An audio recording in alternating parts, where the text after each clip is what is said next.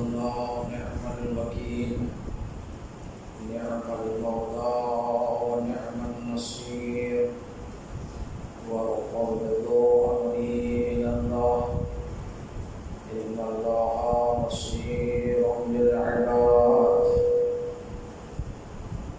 بسم الله الرحمن الرحيم.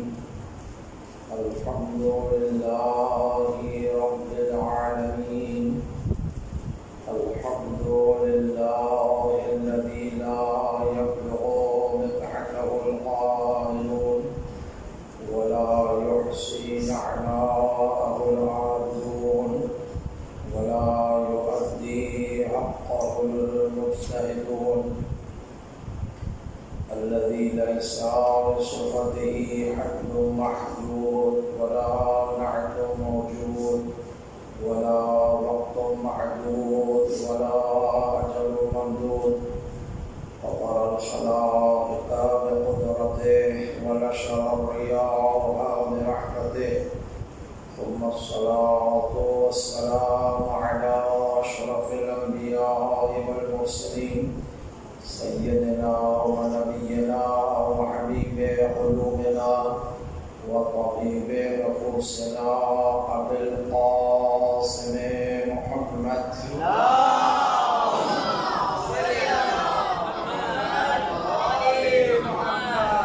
وعلى أهل بيته الطيبين الطاهرين المعصومين المظلومين الذين أذهب الله عنهم الرجس وطهرهم تطهيرا.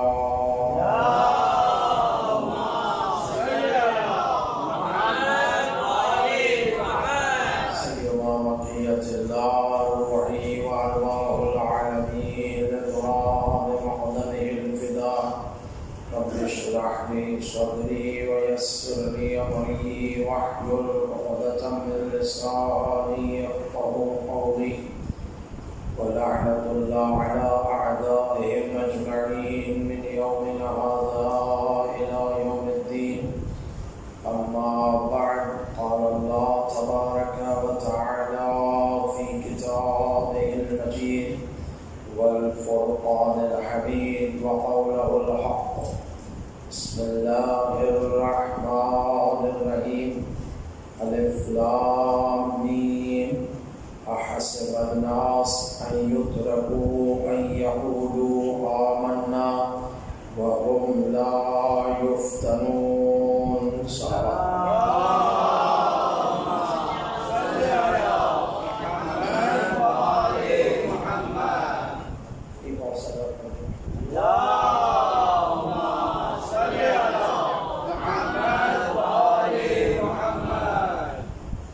عزیزان محترم، ماہ محرم کی مجالس کا سلسلہ عروس اہل بیت اطہار علیہ السلام کی عنایت سے ہو رہا ہے، اور یقیناً ولی عصر امام زمان علیہ السلام کی بارگاہ میں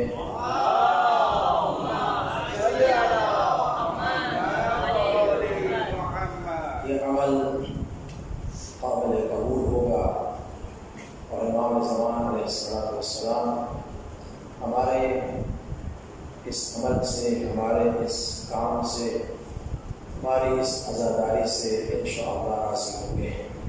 آپ سب مولا کے ظہور میں تعجیل کے لیے بلند صلوات پڑھیں.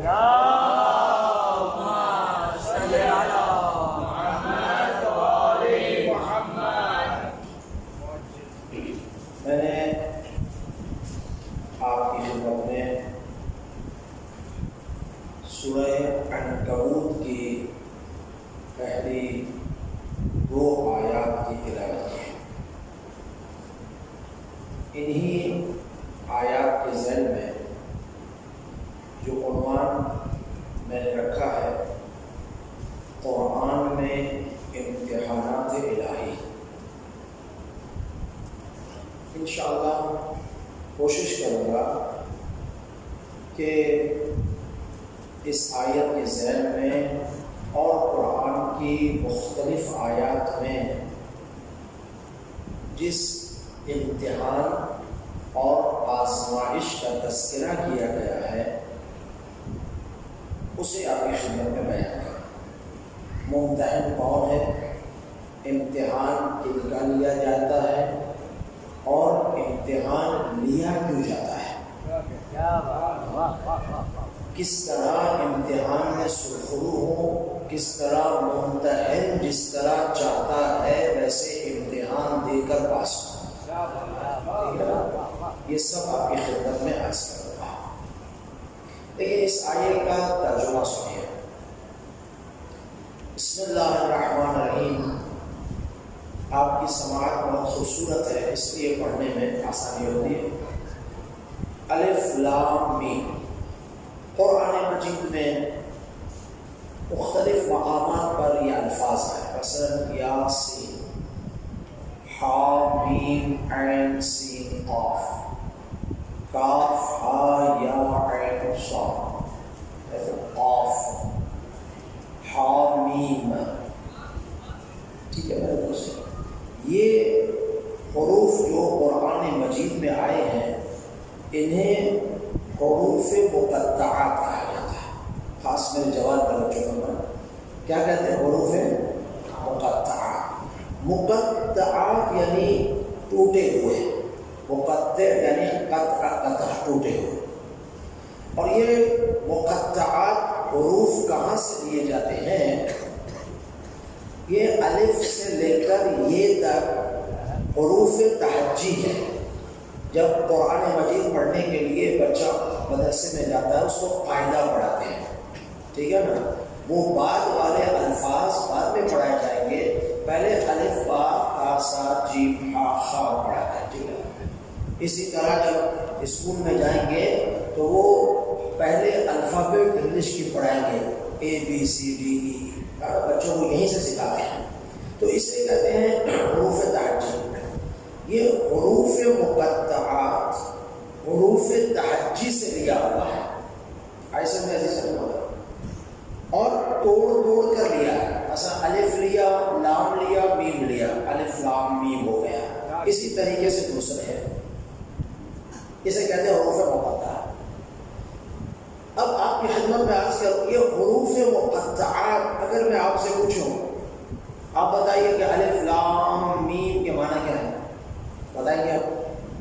بولیے، نہیں بتائیں گے، تھوڑا بولے۔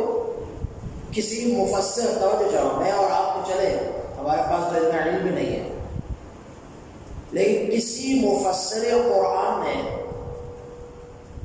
آج تک تفسیر میں تمام آیات کی تفسیر کو بیان کیا ہے، لیکن حروف مقطعات کی تفسیر بیان کی ہے نہیں۔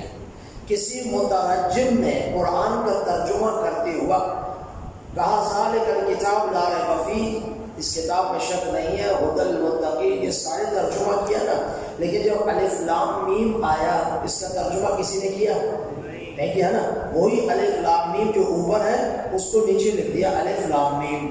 مترجم اس کا معنی کیوں نہیں لکھا،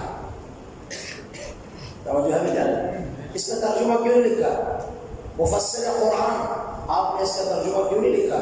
تو جواب آتا ہے اس کا ترجمہ یا اس کی تفسیر ہمیں معلوم ہی نہیں ہے، ہمیں معلوم ہی نہیں ہے۔ تو پوچھا جائے کہ یہ کس کو معلوم ہے، کس کے پاس علم ہے کہ جو ہمیں حروف مقطعات کے بارے میں بتا سکے، تو پھر قرآن کی طرف رجوع کرتے ہیں تو قرآن یہ کہتا ہے یہ وہی بتلائے گا جو الراسخون فی العلم ہے،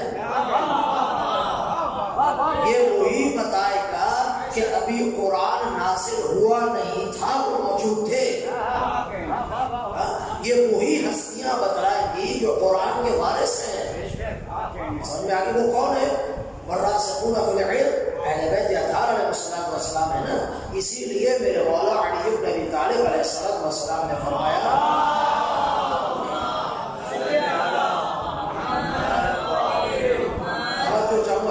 منصب قضاوت پر جب امیر المومنین علی علیہ السلام بیٹھے تو مولا نے فرمایا مشہور و معروف مولا کا جملہ، ایسا کسی اور نے اہل بیت کے سوا تو کسی میں جرأت نہیں ایسا جملہ ہو جائے، یہ وہی بول سکتا ہے جو وہاں کے علم سے متصل ہو. اہل بیت کا علم اپنا تھوڑی ہے، علم الہی سے متصل ہے. وہی تو سب چیزیں جانتے ہیں نا. سمجھ رہے ہیں میرے عزیزوں؟ نہیں، قدرت اہل بیت بھی قدرت الہی سے متصل ہے، علم بھی وہاں سے متصل ہے. جتنی بھی صفات ہیں اہل بیت علیہ السلام کی، ساری کی ساری صفات متصل ہے وہاں سے. اس لیے ہم کہتے ہیں کہ اہل بیت علیہ السلام مظہر ہے صفات الہی کے. یعنی اگر اللہ کی قدرت کو دیکھنا ہے تو علی کو میدان جنگ میں دیکھو، اگر اللہ کی عبودیت کو دیکھنا ہے تو علی کو مسلح پر دیکھو، اگر قضاوت الہی کا منظر دیکھنا ہے تو علی جب منصب قضاوت پر بیٹھے حکم الہی کو جاری کرے تو اس وقت دیکھو کہ اللہ کا حکم کیسے جاری ہوتا ہے. غریبوں کو کھانا دینا ہو، اللہ کہتا ہے نا انفاق کرو، خدا غنی مطلق ہے. غنی مطلق کی اگر چھلک دیکھنی ہے اہل بیت کے انفاق میں دیکھو تو سمجھ میں آ جائے گا. صلوات پڑھو محمد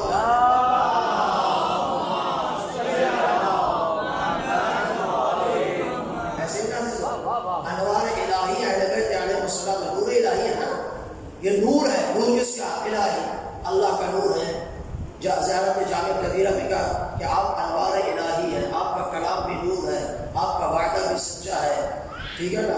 انشاءاللہ درمیان میں کہیں پڑھوں گا زیارت جامع کبیرہ کے جملے جو امامت شناسی کے لیے بہت امپورٹنٹ ہے. اگر کوئی امامت شناسی کرنا چاہتا ہے، امام کو پہچاننا چاہتا ہے امامت کیا ہے، وہ زیارت جامع کبیرہ امام علی نقی کی پڑھے تو انشاءاللہ امام کی معرفت کے دریچے اور دروازے کھل جاتے ہیں. اتنی خوبصورت زیارت ہے، اتنی عظیم زیارت ہے. اس کو بیان کرنا چاہیے مجالس میں، دروس میں. بالآخر ماہ مبارک رمضان کے لیے بہترین 30 دن کا درس ہے کہ نوجوانوں کے سامنے، مومنین کے سامنے زیارت جامع کبیرہ کی تفسیر کریں. اتنا خوبصورت درس ہے، اتنے خوبصورت درس ہے کہ انسان کو بہت لطف آئے گا. ابھی انشاءاللہ موقع ملا بھی خدمت میں عرض کریں گے. میں یہ ایسے نہیں کہہ رہا، حقائق ہے اس کے اندر. اگر میں ابھی بیان کروں تو پھر اس کے لیے 2-3 مجالس چاہیے کہ اس میں چلا جاؤں گا اور پھر میرا موضوع رہ جائے گا. پھر پڑھوں گا درمیان میں انشاءاللہ. لیکن عرض کرنے کا مقصد ہے منصب قضاوت پر آڈیا ہے. کیا فرمایا؟ میں کیا بیان کر رہا ہوں؟ حروف مقطعات کون جانتا ہے؟ والراسخون فی العلم. والراسخون فی العلم کون ہے؟ اہل بیت. یہ ہماری تفسیر تو کہے گی چونکہ ہم تو شیعہ ہیں، لیکن ہمارے بھائیوں کی تفسیر میں بھی یہی لکھا. دیکھیں جہاں ان کو معلوم ہے کہ اس کے علاوہ چارہ ہی نہیں ہے، کہیں راستہ نکل سکتا ہے تو نکال لیتے ہیں، لیکن جہاں راستہ نکل ہی نہیں سکتا وہاں تو مجبور ہو جاتے ہیں نا. تو اب وہ لکھا والراسخون فی العلم اہل بیت علیہ السلام ہم مانتے ہیں. ٹھیک ہے نا؟ علی منصب قضاوت پر آئے. فرمایا سلونی سلونی قبل ان تفعلوا، پوچھو پوچھو جو مجھ سے پوچھنا اس سے پہلے کہ میں تمہارے درمیان سے چلا جاؤں. پوچھ لو مجھ سے. اب اگر کوئی ہوتا تو پوچھتا نا الف لام میم علی کیا ہے، حا میم عین سین قاف علی کیا ہے. علی نہیں بتاتے؟ بتاتے ہیں. لیکن افسوس یہ ہے علی کی مظلومیت تلوار نہیں ہے، علی کی مظلومیت یہ ہے کہ علی فرما رہے ہیں علم الہی سے متصل علی فرما رہے پوچھو مجھ سے. لوگ پوچھ رہے علی بتائے سر پہ بال کتنے ہیں، علی بتاؤ اس امامے کے اندر پیچ کتنے ہیں. علی رو پڑے کہا تو مجھ سے یہ پوچھ رہے ہو؟ ایسی سر نہیں پوچھا. اور یقین مانے، میرا ایمان یہ کہتا ہے کیونکہ ابھی تک کسی نے بیان تو نہیں کیا ہے، نہ میں اس یقین کے ساتھ کہہ سکتا ہوں، لیکن یقیناً والراسخون فی العلم کا وارث جب دنیا میں تشریف لے کر آئیں گے اور جب ان حروف مقطعات کو کھولیں گے تو مجھے میرا دل یہ کہتا ہے ہر حرف مقطع میں علی کے فضائل چھپے ہوئے ہیں.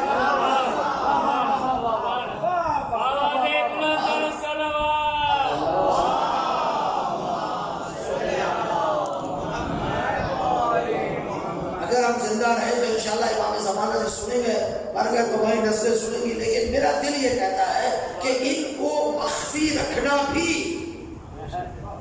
کوئی تو وجہ ہوگی نا، ورنہ خدا نے ساری آیات واضح روشن فرما دی. بھئی یہ حروف مقطعات رکھی کیوں؟ میرا جی یہ کہتا ہے، میرا دل یہ کہتا ہے کہ کچھ ایسے فضائل تھے کہ جو اگر کھول کر بیان کیے جاتے تو برداشت نہیں ہو سکتے تھے،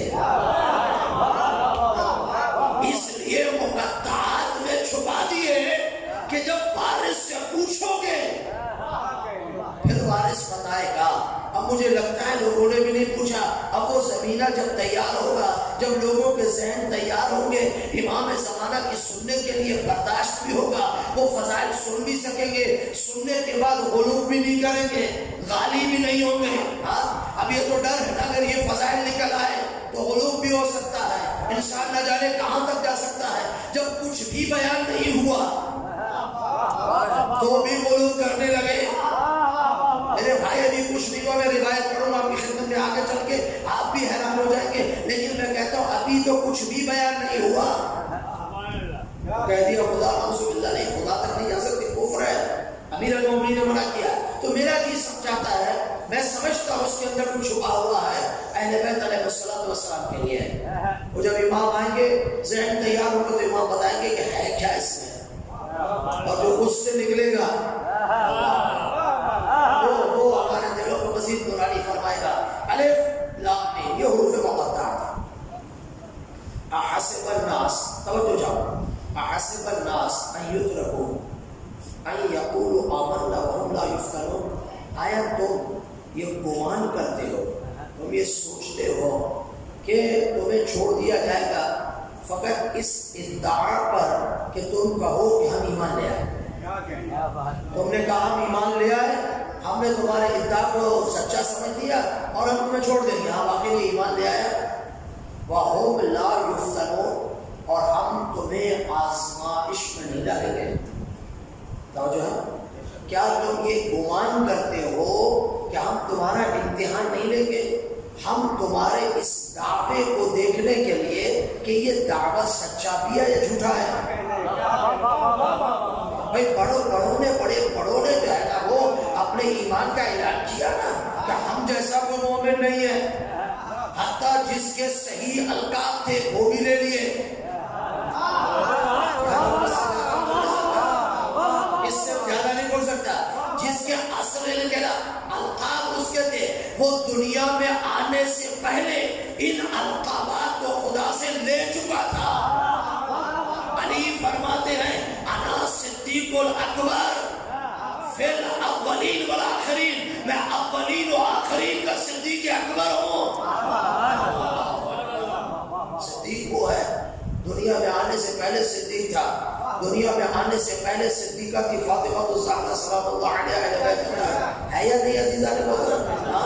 تو میرے دوستو ادعا پہ اگر چلے گئے پھر تو مشکل ہو جائے گی، پھر تو سب کہیں گے مومن ہے، تو کیسے پتا چلے یہ مومن ہے منافق ہے؟ ہاں بھائی امتحان ہوگا تو پتا چلے گا نا یہ ایمان میں ہے یا نہیں، یہ کتنا پیغمبر اکرم سے محبت کرتا ہے۔ اگر ادعا پہ رہ جاتے، توجہ جاؤں گا، اگر ادعا پہ رہتے امتحان نہ ہوتا پھر سب کو ماننا پڑتا، سب کو ماننا پڑتا، لیکن یہ امتحان تھا جس نے سچوں اور جھوٹوں کو جدا کیا، جس نے مومن اور منافق کو جدا کیا، جس نے رضی اللہ اور علیہ السلام کو جدا کیا۔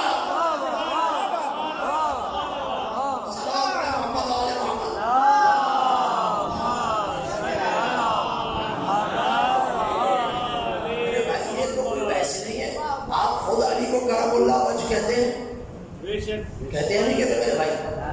ہاں علی کو کرم اللہ وجہ تو کہتے ہو نا، تو آپ امیر المومنین کو کرم اللہ وجہ کہو اور ہمیں کہتے ہو کہ نہیں سب کو رضی اللہ کہو۔ آپ کے نزدیک کم از کم علی کرم اللہ وجہ تو ہے نا، ہمارے نزدیک تو قرآن کہتا علیہ السلام ہے۔ ایسا میں کسی کے کہنے یا نہ کہنے کی ضرورت نہیں ہے، ہم تو علیہ السلام کہتے ہیں، کہتے رہیں گے، اس میں کچھ ہے؟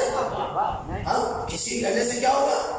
وہ آپ نے سنا ہے نا ماشاءاللہ الحمدللہ ہمارے علماء نے آواز اٹھائی، سب چیزیں ہوئی، وہ اپنی جگہ دفن ہو گیا، لیکن ایک آزمائش کی ہماری مومنین کی، ہمارے علماء کی، کہ یہ ہم فتنہ اٹھانے کی کوشش کرتے ہیں۔ دیکھیں شیعہ قوم جاگتی ہے، سوتی ہے، ان کو یاد رہنا چاہیے جب بھی ایسا فتنہ نکالو گے، شیعہ جہاں بھی سوتا رہے آل محمد پر حرف آئے گا تو کھڑا ہو جائے گا۔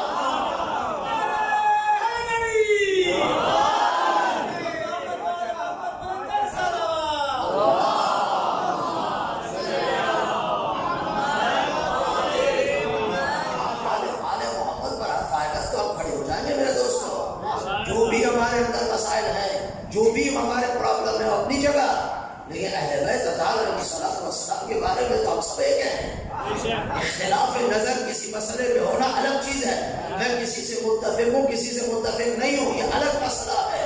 ایسا بھی عزیزان ہوتا میری عادت ہے میں کسی کا نام نہیں لیتا، اشاروں سے جو سمجھنا سمجھ جائے۔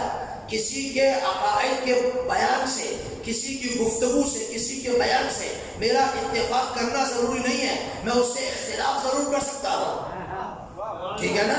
یہ اختلاف نظر رحمت ہے، لیکن ہم برا بھلا کسی کو نہیں کہتے۔ جب ہم غیروں کو نہیں کہتے تو اپنوں کو کیوں کہیں گے؟ ٹھیک ہے نا، ہم اپنوں کو کیوں کہیں گے؟ ہمارا اختلاف نظر ایک ہے، لیکن جب آل محمد کا نام آئے گا تو آپ سبھی ہو جاتے ہیں، ٹھیک ہے نا؟ وہاں پہ اختلاف نہیں ہے۔ تو کہنے کا مقصد یہ ہے، خدا کہہ رہا ہم امتحان لیں گے، امتحان کے بغیر بولیے نہیں چھوڑیں گے۔ بھئی اگر کوئی آپ کے سامنے آئے، جلدی جلدی ایک مقدمہ اس گفتگو کا عرض کرنا چاہتا ہوں تاکہ منزل کو آگے بڑھاؤ۔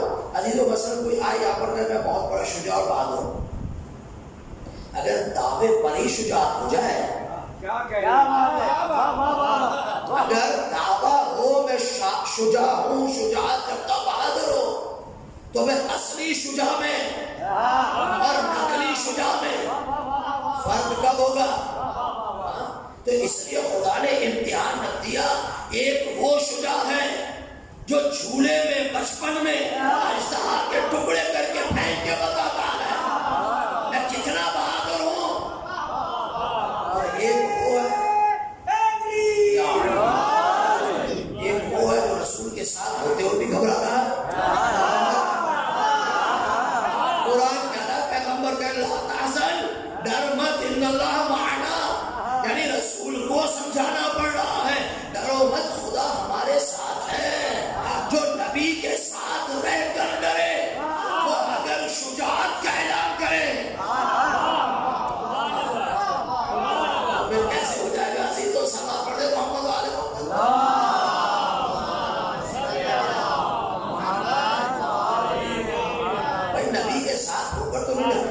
اگر ہمارے درمیان پیغمبر ہوں، ہمارے درمیان توجہ جو ہمارے دوست کو خوبصورت سماعت ہے، امام زمانہ ہو، اہل بیت اطہار ہو، ہمیں ڈر لگے گا؟ نہیں لگے گا نا، چونکہ وہ ہمارے ساتھ ہے جو ہمارا امام ہے۔ یہ تو خاتم الانبیاء ہے، اس کے دست قدرت میں خدا نے سب کچھ دے دیا ہے، کس کی کیا مجال جو اس کے ہوتے ہوئے نقصان پہنچائے؟ میرے دوستوں پیچھے والے سنو، ہاں، کس کی کیا مجال کہ جو خاتم الانبیاء کے ہوتے ہوئے نقصان پہنچائے؟ تو عزیزوں، پتہ یہ چلا کہ جس کو ڈر لگا اسے مصطفیٰ کی نبوت پر بھی کوئی بھروسہ نہیں۔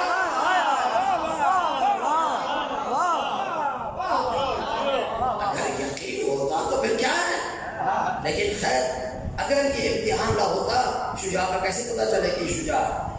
تو اللہ نے امتحان رکھا، تو ساری شجاعت جنگوں میں نظر آ گئی، ساری شجاعت۔ افسوس تو یہ ہے، اگر میں اور آپ توجہ چاہوں، میں اور آپ کہیں جائیں لڑنے کے لیے، ایک مرتبہ، دو مرتبہ، تین مرتبہ، چار مرتبہ، ایسے ہی ہے نا، اور اس کے بعد تو ہمیں خود اپنے اوپر کچھ ہوگا، یار اب تو ہم ہٹ جائیں، اب تو ہم دعویٰ کریں۔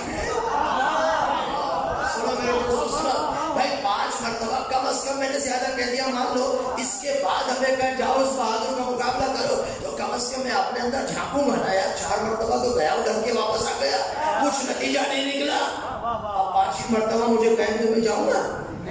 اگر میرے اندر کچھ ہوگا تو میں نہیں جاؤں گا نا۔ تو میرے بھائی 39 دن وہ بس نہیں آپ لوگوں کے لیے، 39 دن بس نہیں ہے آپ کی شجاعت کے، جب گئے واپس آئے، کچھ نہیں ہوا، نہیں ہوا، نہیں ہوا، اب 40ویں دن میرے محمد نے اعلان کیا، کل میں علم اس کو دوں گا، جو فرار ہوگا، فرار نہیں ہوگا، اللہ سے وہ محبت کرتا ہوگا، اللہ اس سے محبت کرتا ہوگا۔ بھائی میرے محمد نے 4 نشانیاں بتا کر حدیث میں بتا دیا، اب تو سمجھنے والوں، اب تو ٹانگیں اٹھا کر مت دیکھو کہ اب یہ کس کو علم دیا جائے گا، کہہ دیا کہ مرد ہوگا۔ میرے عزیزوں، میری محنت کو ضائع مت ہونے دینا، توجہ رکھنا، کہہ دیا کہ مرد ہوگا، لیکن کہنے کی ضرورت تو نہیں تھی نا، کہہ دیا مرد ہوگا۔ بتلا رہی ہے مرد کی معنی یہ ہے جو جائے گا یا تو شجاعت کے ساتھ سامنے والے کو مار کر آئے گا یا خود مر جائے گا، واپس نہیں جائے گا۔ اس کو مرد کہتے ہیں، اس کو مرد کہتے ہیں، ٹھیک ہے نا۔ ایک تو کام مرد کو دوں گا یا رسول اللہ، دو اسے دوں گا جو کرار ہے، غیر فرار ہے، واپس جانے والا نہیں ہے۔ آپ تو سمجھ جاؤ اس میں تم ہو ہی نہیں۔ انسان کو ہونا کچھ چیزیں ایسی جس میں ہم ہیں تو پھر بھی انتظار کریں ہمیں ملے گا، ہم ہیں ہی نہیں۔ پھر کہا اللہ، وہ اللہ سے محبت کرتا ہے، شاید تم بھی کرتے ہو لیکن علی جیسی تو محبت کر ہی نہیں سکتے۔ چلو یہاں تک مان لیا تم کو ہم بھی اللہ سے محبت کرتے ہیں، محبت کرنے دیکھنے والی چیز ہے، مان لیا۔ لیکن پھر کہا اللہ اس سے محبت کرتا ہوگا۔ اب یہ کہہ دیا تو 40ویں دن بھی یہ شجاعانے مرد بہادر تھے، پھر بھی انتظار کرتے اللہ کس کو ملے گا۔ میرے عزیزوں، خدا کی قسم توجہ چاہوں گا، پوری توجہ چاہوں گا، علی دو ہی جگہ تو آرام سے سوئے ہیں، علی دو ہی جگہ تو آرام سے سوئے ہیں۔ ایک شب ہجرت پہ سوئے گئے، ایک اس میدان میں سوئے گئے، چونکہ علی کو پتا تھا یہ علم میرا ہے، جس کو پتا ہو یہ ہے ہی میرا، اس کو تو فکر نہیں ہوتی نا۔ توجہ ہے میرے عزیزان، اس کو تو فکر ہوتی نہیں، آرام سے سو رہا ہے، کیوں جاگوں بھائی؟ اور بستر پہ سوئے، شب ہجرت فرماتے ہیں ایسی میٹھی نیند کبھی نہیں آئی، اس لیے کہ محمد کی جان بچانے کے لیے سوئے ہیں۔ علی کی ساری زندگی محمد کی جان بچانے میں لگی، ابو طالب نے محمد کی جان بچانے کے لیے علی کو آگے رکھا، اور جب علی بڑے ہوئے تو اپنے آپ کو آگے رکھا۔ یہی وجہ ہے جنگ احد میں، جنگ احد میں جب سارے شجاع بھاگ گئے، میں نے اس دن کا نام نہیں لیا کہ مجھے کہو یہ کہا، میں نے نہیں کہا، میں نے کہا جب سارے شجاع، پیغمبر کی بات یہ تھی کہ یہاں سے جانا مت، خدا کہہ رہا ہے جو میرا محمد کہے اس پہ مانو، آگے پیچھے نہ ہونا۔ لیکن سارے شجاع جب چلے گئے تو علی جیسا شجاع میدان میں آیا، ایک ہاتھ سے تلوار چلا کے دشمن کا مقابلہ، توجہ چاہتا، دوسرے ہاتھ سے محمد کا ہاتھ بلند کیا ہوا ہے، تو ایک ہاتھ سے وہی لڑ سکتا ہے۔ علی ابن ابی طالب کی عظمت کو پہچانو، دوسرے ہاتھ سے پیغمبر کے ہاتھ کو اٹھایا، کہا لوگو محمد زندہ ہے، محمد زندہ ہے، چونکہ وہاں آواز بلند ہو رہی تھی محمد مر گئے، نعوذ باللہ۔ اب علی نے پیغمبر اکرم کی جان بچائی ہے نہیں، ایک ہاتھ سے تلوار، دوسرے ہاتھ پہ پیغمبر کا ہاتھ۔ اب پیغمبر نے فرمایا علی یہ تمہارا جو کام جنگ احد میں تم نے کیا نا، یہ مجھ پر باقی ہے، یہ مجھ پر باقی ہے، اس کو اتاروں گا ضرور۔ توجہ چاہوں گا، یہ بھی میدان کی بات تھی،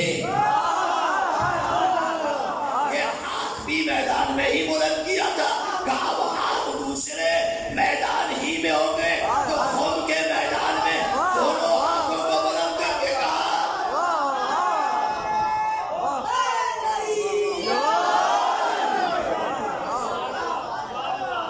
ایک صلوات پڑھ لے محمد آل محمد۔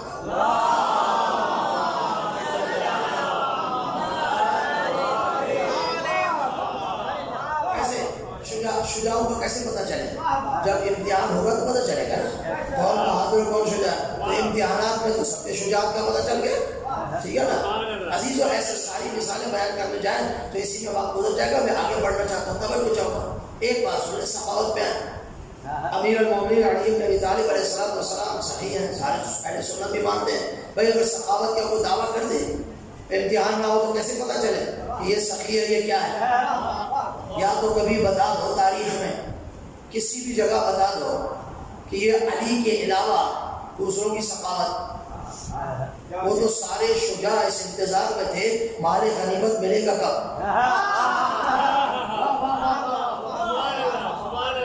مال غنیمت کب ملے گا۔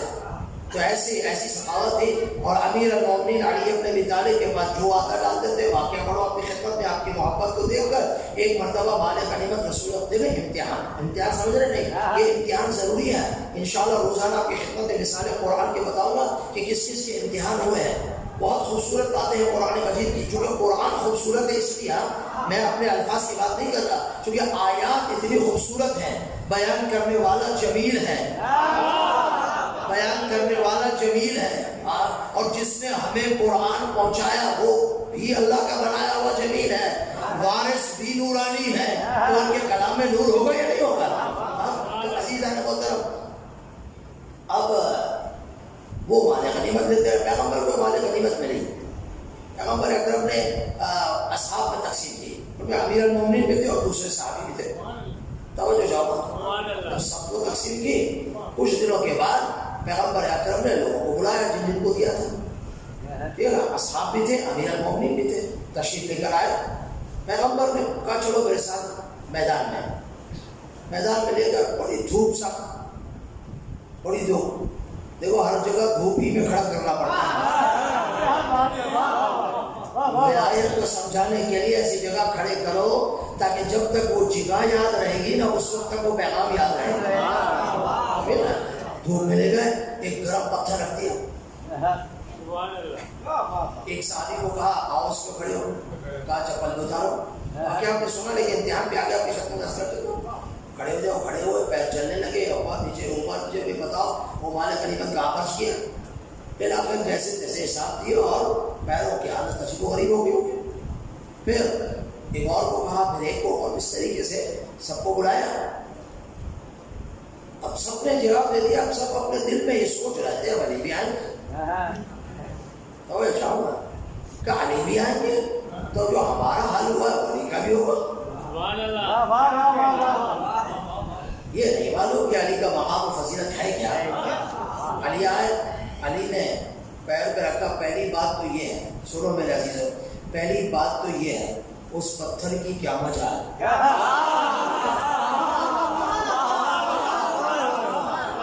اس پتھر کی کیا مجال وہ اولو الامر کے قدموں کو نقصان پہنچا سکتے ہیں.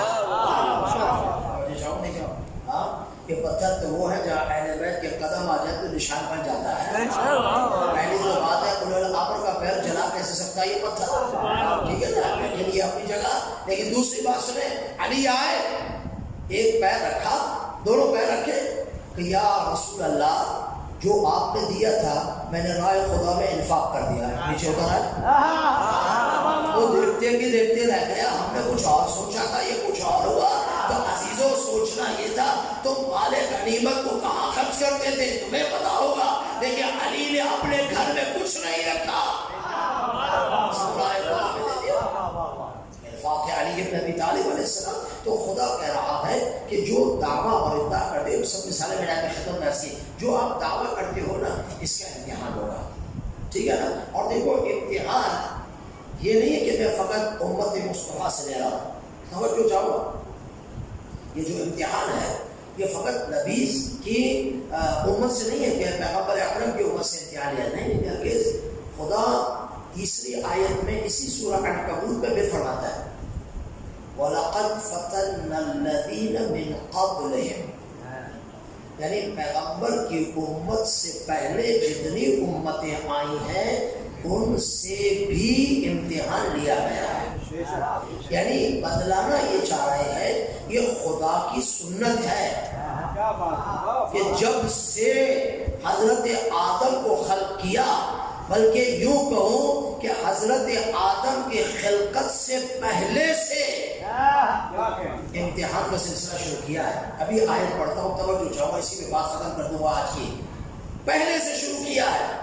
تو خدا کہہ رہا ہے یہ نہیں کہ نبی رحمت کی امت ہے اس لیے نہیں، سب سے امتحان لیا آپ نے. خدا تو امتحان لیتا کیوں ہے؟ فَلَيَعْلَمَنَّ اللَّهُ الَّذِينَ آمَنُوا، خدا دیکھنا چاہتا ہے کہ امتحان کے ذریعے سے کہ تم میں دو آیتوں میں، ایک میں پہنچانا چاہتا ہے، دیکھنا چاہتا ہے، جاننا چاہتا ہے کہ تم میں مومن کون ہے، منافق کون ہے. اور ایک اس تیسری آیت میں جاننا چاہتا ہے تم میں سچا کون ہے، جھوٹا کون ہے. ٹھیک ہے نا. امتحان کا مقصد کیا ہے؟ سچے اور جھوٹے کو الگ کرنا، حق کو اور باطل کو الگ کر. ایسے ہی نا آپ فرماتے ہیں جیسے سونا ہے، سونا سمجھتے ہیں گولڈ، یہ گولڈ کو جب لے کر آتے ہیں تو کیا جیسے ہی سونارے کی دکان پہ جائیں آپ فوراً کہیں گے یہ سونا ہے، وہ سونا لے کے قبول کر لے گا؟ بولو نہیں کرے گا نا.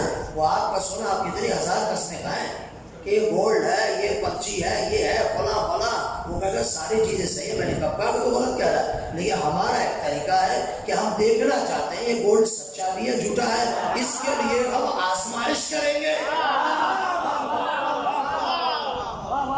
ہم آزمائش کریں گے، ہم اپنے طریقے سے اس کی پوری ریسرچ کریں گے، دیکھیں گے سچا ہے یا نہیں. صحیح ہے نا. بس علماء فرماتے جیسے ذہب کو، ذہب کہتے سونے کو، جس طرح ذہب کی اصلیت کو پہچاننے کے لیے ذہب بیچنے والا امتحان اور آزمائش کرتا ہے اپنے طریقے سے اس کو، اسی طریقے سے خداوند متعال اپنے بندوں کا امتحان لیتا ہے سچوں کو جھوٹوں سے جدا کرنے کے لیے، مومن کو منافق سے جدا کرنے کے لیے، بخیل کو انفاق کرنے والوں سے جدا کرنے کے لیے، شجاع کو ڈرپوک اور خوف رکھنے والوں سے جدا کرنے کے لیے. خدا نے امتحان کا مقصد بھی بولیے بیان کیا ہے. یہاں تک بات واضح ہو گئی عزیزو. آئیے اب اس میں ایک سوال پیدا ہوتا ہے. عام لوگ ہم سے سوال کرتے ہیں کہ مولانا اگر پیغمبر کو پتا تھا تو پھر اپنی زندگی میں یہ کیوں کچھ نہیں کر دیا؟ پتا تھا کہ انہوں نے بعد میں امیر المومنین کا غصب کرنا ہے، پتا تھا انہوں نے مثلا زہرا اطہر سلام اللہ علیہ کے گھر پر یہ کرنا ہے، یہ خراب ہے جو بھی بالآخر تاریخ میں ہے. ہم سے سوال ہوتا ہے، اپنے بچے اپنے جوان سوال کرتے ہیں تو پھر پیغمبر نے یہ کیوں نہیں کیا؟ توجہ میری جان، پیغمبر نے کیوں نہیں کیا؟ بتا دیتے، ہٹا دیتے، جو کچھ کرنا تھا کر دیتے تاکہ آسانی ہو جاتی. تو میرے دوستو اس کا سوال، اس سوال کا جواب علماء ایک مثال دے کے کہتے ہیں. میں آپ کی خدمت میں عرض کرنا چاہتا ہوں. مجھے آپ بتائیے، نوجوان میرے جاتے ہیں یونیورسٹی کالج اور اسکولوں میں، پڑھتے ہیں نہیں پڑھتے؟ پڑھنے جاتے ہیں نا. اب جب پڑھنے جاتے ہیں تو سال میں ایک مرتبہ ایگزام ہوتا ہے. بولیے تھوڑا تھوڑا بولیے. ایگزام ہوتا ہے نا. اب ان بچوں کو پتا جو دیتے میں اور آپ کو گزر چکے ہیں، اب تو ہمیں ایگزام کی کوئی جو ہے نا وہ ٹینشن نہیں ہے. ان جوانوں کو جو دیتے ہیں بیچارے دن رات جو ہے نا مصیبت میں گرفتار ہے. لیکن خلاصہ ایگزام دیتے ہیں نا، ایگزام دینے کے بعد جو رزلٹ آئے وہ قابل قبول ہے یا نہیں؟ بولو قابل قبول ہے نا. رزلٹ آ گیا، امتحان دیا، امتحان ہال میں گئے، پیپر دیا، ٹیچر نے دیکھا، ٹیچر نے حساب کیا، بتا دیا بھائی آپ کے پیپر میں یہ غلطیاں یہ غلطیاں یہ غلطیاں یہ نمبر ہے. بچہ بھی قبول کرے گا، باپ بھی قبول کرے گا، خاندان بھی قبول کرے گا، کوئی اعتراض کرے گا؟ بولو نہیں کرے گا. لیکن اگر اسکول کا ماسٹر کہے، ٹیچر کا ہے، ٹیچر اسی کو کہتے ہیں جو بچے کی جانتا ہو کہ یہ کون پڑھنے والا ہے کون پڑھنے والا نہیں ہے. یہ ہمارے ملک کے ٹیچروں کی طرح تھوڑی ہے کہ پیسہ دے کر آگے اسکولوں میں نہ خود کچھ آتا ہے نہ بچوں کو کچھ پڑھاتے ہیں، تنخواہ لے رہے ہیں. بول کیا نا ہمارا سسٹم ایسا ہے، ٹھیک ہے نا. ہمارا جو بھی ہمارا سسٹم ہی تباہ ہے. باہر جائیے، پڑھائیوں کے حالات دیکھیں کتنا اچھا سسٹم. ہمارے یہاں تو جو ہے نا وہ بس گھر میں بیٹھ کے تنخواہ دے رہا ہے ٹیچر. ہاں اس کو کہا جائے اپنا نام اردو میں لکھنے کا مجھے نہیں آتا، تو خدا مندر میں اردو میں نام لکھنا نہیں آتا تو پڑھا کیا رہا ہے؟ کیا بس ہمارا ایک ہے وزیر، اس نے بالآخر دے دی رشوت پہ چلے. ظاہر کرو تو پڑھائی بھی یہی ہوگی نا، آپ بھی جانتے ہم بھی جانتے. لیکن اس کو چھوڑیں.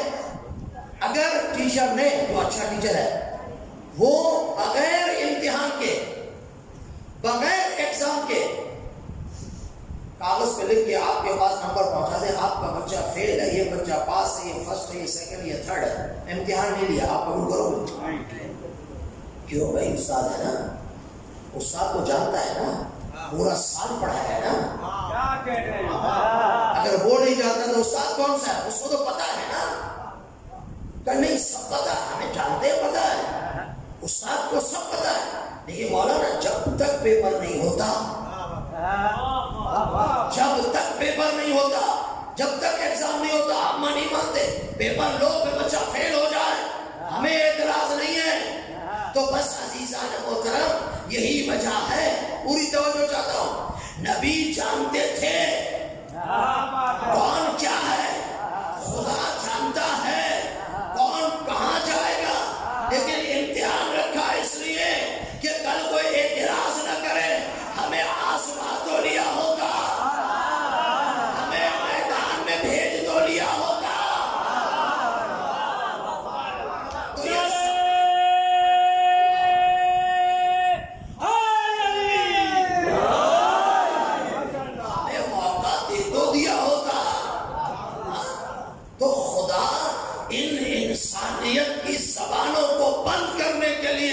کہ کل یہ نہ کہیں ہمیں موقع ہی نہیں ملا، ہمیں بھیجا ہی نہیں گیا، خدا نہیں ہم بھیجیں گے، ہم سب کچھ کریں گے، ہم امتحان لیں گے۔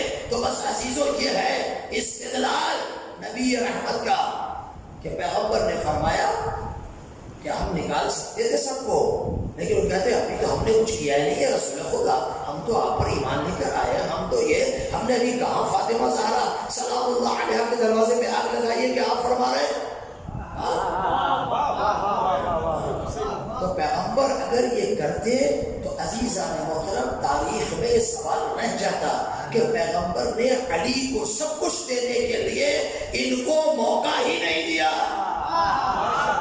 پیغمبر ان اعتراضات کو پہلے ہی ختم کرنا چاہتے تھے کہ علی کو موقع بعد میں دیا ہے، تمہیں تو دعوت ذوالعشیرہ میں بھی موقع دیا ہے، اب تم 3 مرتبہ بھی نہ اٹھو تو کیا ساری رات بیٹھ کے اعلان کرتے رہے؟ بھائی سمجھ میں نہیں؟ تو امتحان کا مقصد یہ ہے دوستان محترم۔ بس آخری بات کرو چونکہ مجھے آگے بھی پہنچنا ہے، وقت ہے عزیزان، لیکن سنیے آخری بات آپ کی خدمت میں کرو، باقی کل اسی جگہ سے پڑھاؤں گا۔ سب سے پہلے امتحان کس کا؟ سب سے پہلے قرآن مجید میں جو سب سے پہلے امتحان ہوا، پوری توجہ چاہوں گا عزیزان محترم، سب سے پہلے امتحان، اب یہ نوٹ کیجیے اپنے آسان میں اور اس کو انشاءاللہ محفوظ بنائیے۔ سب سے پہلا امتحان جو قرآن مجید میں بیان کیا گیا ہے وہ امتحان تھا ملائکہ کا۔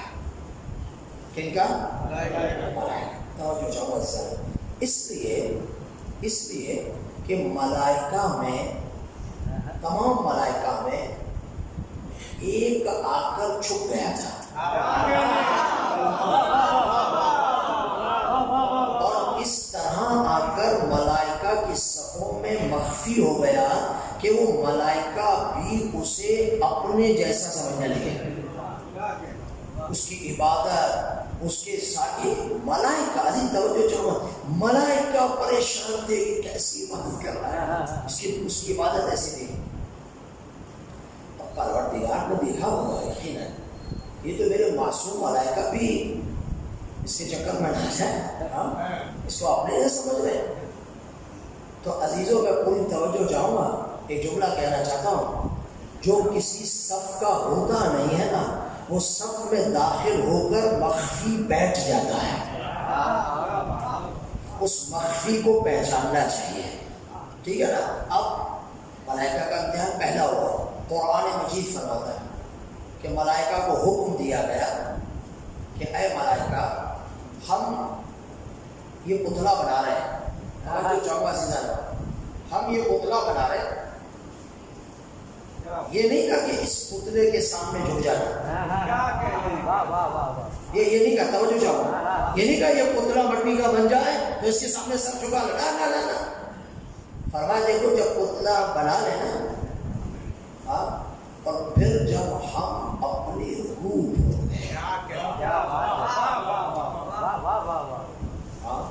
پھر اے ملائکہ جھک جانا۔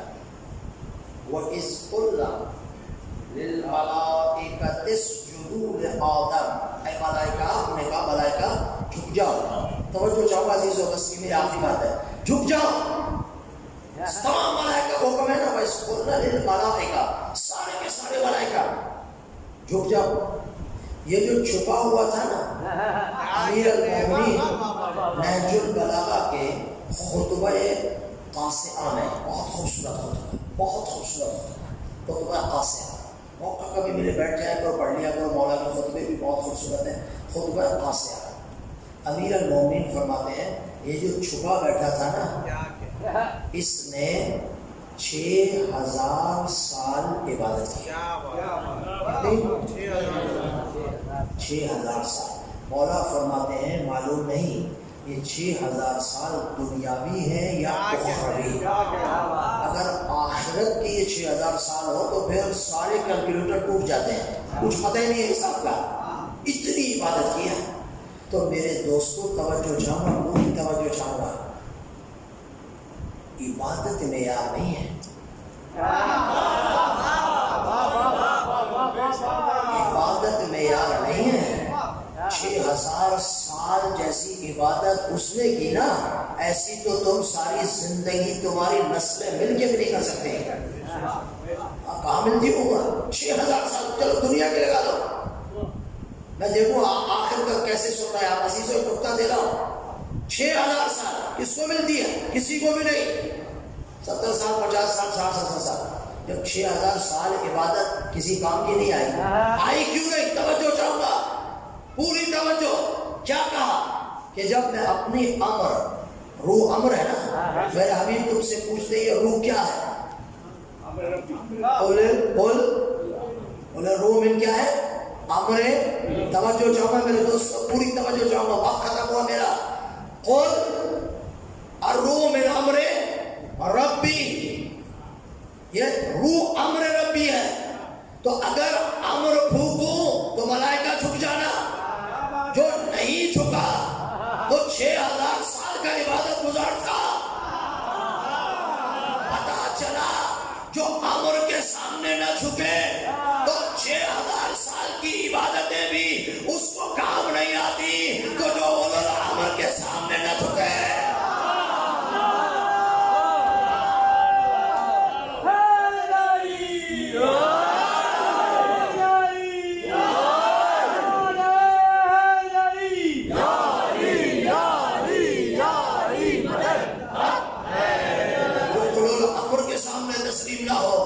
جو امیر المؤمنین کے سامنے سر نہ جھکا ہے. سر جھکانے کا مقصد سجدہ نہیں ہے، تسلیم ہونا، ان کی بات کو ماننا، ان کو ولی ماننا، ان کی تمام ولایتوں پر ایمان لے کر آنا. چاہے ولایت تشریح ہو، وہ کہہ دیں یہ کرو تو کرو، وہ کہہ دیں نہ کرو تو نہ کرو، بات ختم. اور چاہے ولایت تکوینی ہو، ہر لحاظ سے اولي الامر کے سامنے تسلیم ہونا ہے. اگر نہیں ہوگے تو ساری عبادتیں بولیے بیکار ہو جائیں گی. کل آیت پڑھوں گا انشاءاللہ. قرآن مجید میں آیت ہے کہ جو کہتی ہے کہ سارے اعمال ہباء منصورہ ہو جائیں گے، سارے اعمال ٹکڑے ٹکڑے ہو کے منہ پہ مارے جائیں گے. کل آیت پڑھوں گا، ختم ہوا عزیزان محترم. ملائکہ کو حکم ہوا، ملائکہ جھکے یا نہیں جھکے؟ اللہ کے امر کے سامنے جھک گئے سارے، الا ابلیس. ابلیس نہیں جھکا. تو جو امر کے سامنے نہ جھکے وہ ابلیس ہے. جو اولو الامر کے سامنے نہ آئے وہ ابلیس کی اولاد ہے.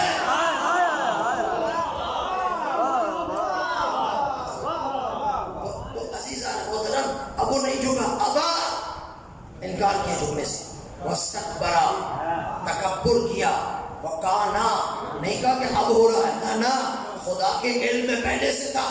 خدا اپنے اس علم ازلی کا اعلان کر رہا ہے. یہ تو فقط بتلانا چاہتا ہے لوگوں کو، اور ان لوگوں کو کہ دیکھو ہمیں تو پتا تھا. پتا چلا امتحان کا، خدا کو پتا تھا کہ ایک مخفی بیٹھا ہے، اس کو نکالنا ہے. وکانا من الکافرین، یہ کافرین میں سے تھا، وہ نہیں گیا. کافرین میں سے تھا، نہیں جھکا. ایسا میں عزیزان ہوتا ہے. تو کہنے کا مقصد یہ ہے پروردگار نے پہلا امتحان حضرت ملائکہ سے لیا. اب انشاءاللہ اس کو آگے بڑھاؤں گا، بہت سارے پوائنٹ باقی ہیں، وقت ختم ہو چکا ہے. بلند صلوات پڑھیں محمد و آل محمد.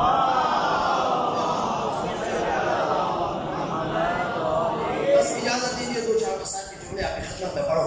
عزاداران سید الشہداء، یہ امتحان انبیاء سے لیا گیا، بتاؤں گا ائمہ علیہ السلام سے بھی لیا گیا.